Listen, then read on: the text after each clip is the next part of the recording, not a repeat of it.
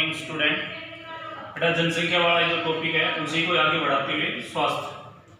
देखो स्वस्थ रहना हमारे जीवन के लिए बहुत ही अनिवार्य है और मेन है किसी भी देश के विकास में स्वास्थ्य जो है बहुत ही महत्वपूर्ण भूमिका निभाता है, क्योंकि अगर स्वास्थ्य अच्छा रहेगा हर इंसान का, हमारे देश की जनसंख्या में तकरीबन जो लोग हैं युवा वर्ग वो स्वस्थ रहेंगे तो ज़्यादा से ज़्यादा मात्रा में कार्य करेंगे और ज़्यादा मात्रा में कार्य करेंगे तो हमारे देश का विकास होगा।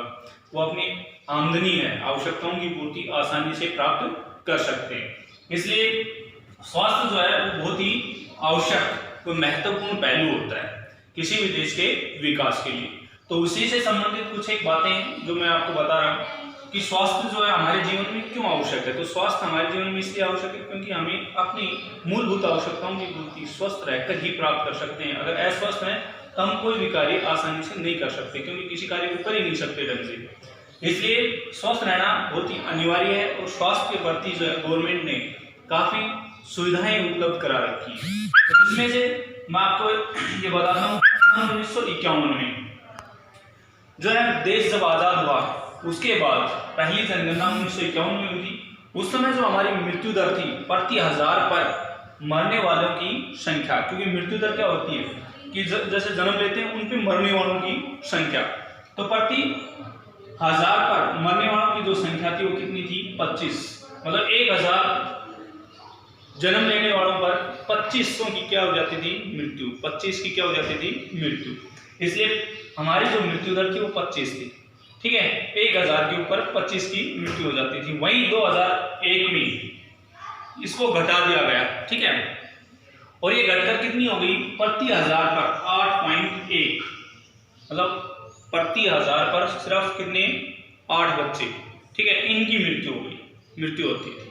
तो इतनी कम हो गई, ठीक है। ये सब किसके कारण, मेन है स्वास्थ्य के कारण, क्योंकि हमारी जो टेक्नोलॉजी है, ठीक है, साइंटिस्ट जो थे, वैज्ञानिकों ने, डॉक्टरों ने, ठीक है, उन्होंने बहुत ज्यादा संघर्ष करके स्वास्थ्य संबंधी जो प्रक्रिया है उसको परिपूर्ण किया।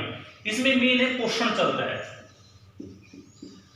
क्योंकि पोषण जो अगर स्तर अच्छा है, हमारा पोषण का स्तर अगर अच्छा है तो इसके लिए देखो जैसे ये प्रति हजार पर 25 मरते थे, मगर बाद में 2001 में क्या हो गया प्रति हजार पर 8.1, मतलब 8 बच्चे जो है मृत्यु होती थी। वो किसके कारण, वो कुपोषण के कारण, क्योंकि उस समय जो पोषण व्यवस्था थी वो इतनी सुव्यवस्थित तरीके से नहीं थी।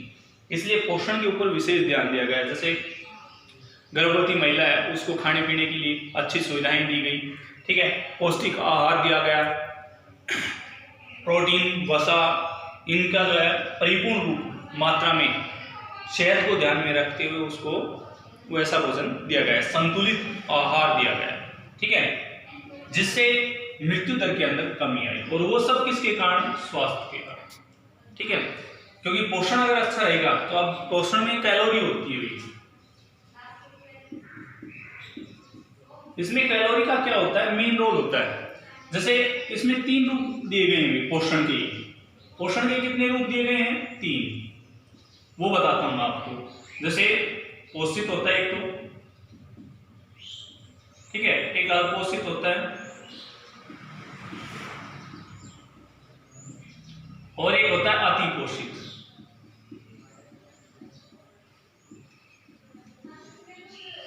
जैसे पोषित होता है शारीरिक रूप से स्वस्थ बच्चा हो या किशोर हो या वर्ध हो, ठीक है, शारीरिक रूप से हष्ट-पुष्ट, उसको परिपूर्ण मात्रा में प्रोटीन है, वसा है, मिनरल्स जो भी कुछ है वो परिपूर्ण रूप से प्राप्त होते हैं, ठीक है, खनिज पदार्थ वगैरह। तो ये सब मेन है पोषण के। अल्पोषण में, अल्पोषण का मतलब होता है जैसे भूखमरी जिसे बोलते हैं हम, खाने पीने की व्यवस्था की कमी हो, ठीक है, जिसके कारण बच्चा जो है दुबला पतला हो जाता है। क्या हो जाता है, दुबला पतला, जिससे वो किस में आ जाते हैं, क्योंकि उनको परिपूर्ण रूप से संतुलित भोजन नहीं प्राप्त हो रहा है। जैसे भाई प्रोटीन है, वसा है, ठीक है, इन चीजों की परिपूर्ण रूप से उनको आहार के अंदर नहीं मिल पा रहा है। एक होता है अतिपोषित, भारी भरकम, जैसे शरीर से भारी होता है, वो होता है अतिपोषित, मतलब जो पौष्टिक तत्व हैं वो अधिक मात्रा में भोजन के अंदर उपलब्ध होते हैं, तो ये अतिपोषित में। अब इसमें जैसे डायग्राम बना के दिखाता हूँ। जैसे भाई एक तो होता है, मान लो एक कार्टून टाइप में ही बनाते हैं, ठीक है, ये हो गया, ये तो हो गया अल्पपोषित।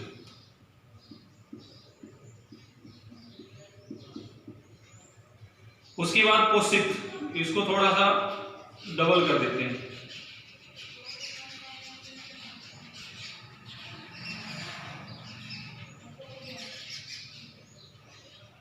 ठीक है, ये पोषित। और एक करते हैं हम इसको और थोड़ा भारा,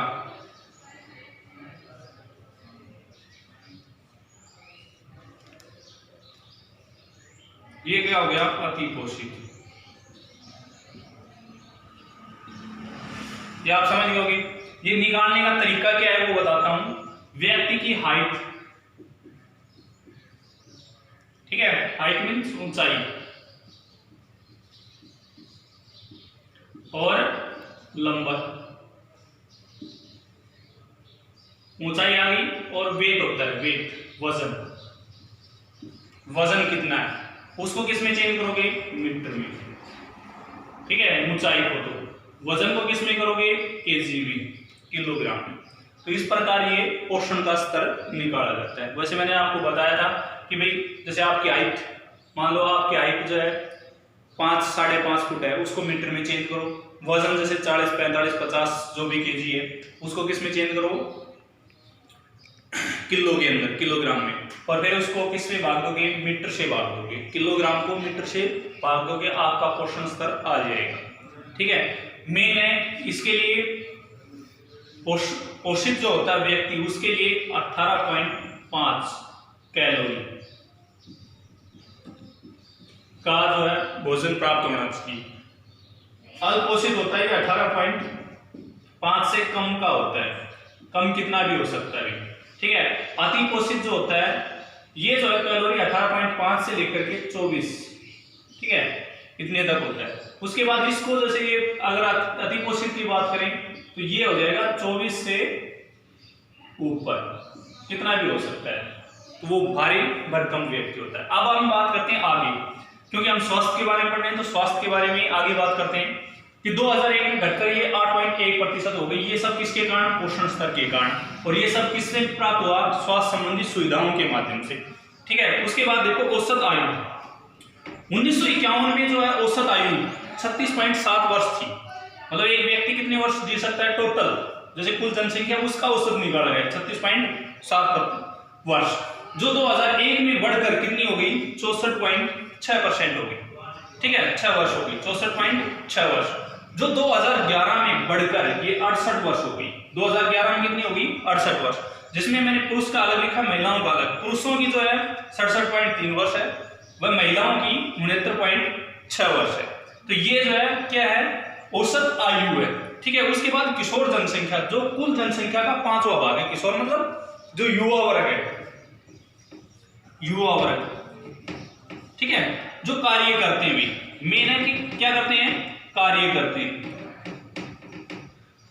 परिवार का भरण पोषण करते हैं, पालन पोषण करते हैं, वो आते हैं किशोर जनसंख्या में। अब किशोर जनसंख्या के अंदर जो है कितने वर्ष से आता है, 18 वर्ष से 59 वर्ष, ठीक है। इसमें काम करने वाला वर्ग होता है, क्योंकि जनसंख्या का जो स्तर है उसको भी अलग अलग रूपों में, इसमें किशोर और भी आते हैं। इसको आप 13 से 19 वाले मान सकते हो, 10 से 19 भी मान सकते हो, ठीक है। तो मेन जो है किशोर युवा वर्ग जो है वो ये है। इसके लिए मेन है कि भाई वहां जो जनसंख्या है उसका योगदान क्या है, किशोरों का योगदान बहुत ज्यादा मात्रा में है, क्योंकि हमारे देश की जनसंख्या जो है किसके ऊपर निर्भर करती है, परिपूर्ण जनसंख्या किशोर अवस्था के ऊपर, क्योंकि ये युवा वर्ग है, काम करने वाला वर्ग है, ठीक है, सर्वहारी, ठीक है। यही दूसरों को क्या करते हैं, पोषित करते हैं, ठीक है, मतलब परिवार का पालन पोषण, भरण पोषण जो है ये किशोर जनसंख्या करती है। तो ये थे आपके 2 टॉपिक, आज आपको यही याद करना है और ये फिर नोटबुक में साफ राइटिंग में लिखना है।